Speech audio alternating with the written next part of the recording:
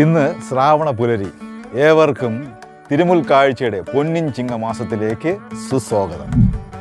എന്തുകൊണ്ടാണ് കരടി വാദ്യത്തിൻ്റെ അകമ്പടിയോടെ മാത്രം വാ തുറക്കാതെ ശബ്ദമുണ്ടാക്കാതെ മന്ത്രോച്ചാരണം ചെയ്യാതെ ഈ 64 മുദ്രകൾ ചെയ്യുന്നത്?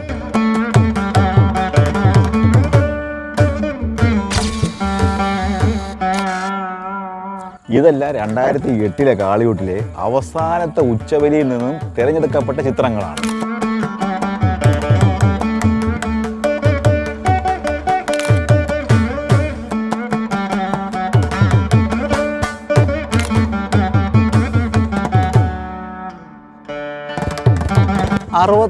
മുദ്രകൾ ഓരോന്നും ഓരോ ദിക്പാലകർക്കും 8 എണ്ണം വീതം പിടിക്കണം. വളരെ ശ്രമകരമായ പണി തന്നെയാണ്.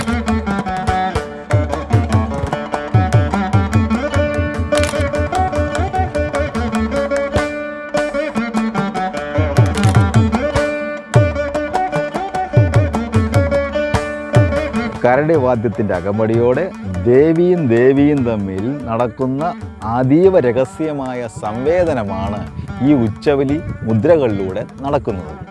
അതുകൊണ്ട് തന്നെയാണ് ഇവിടെ മന്ത്രോച്ചാരണത്തിന് പ്രസക്തിയില്ലാത്തത്.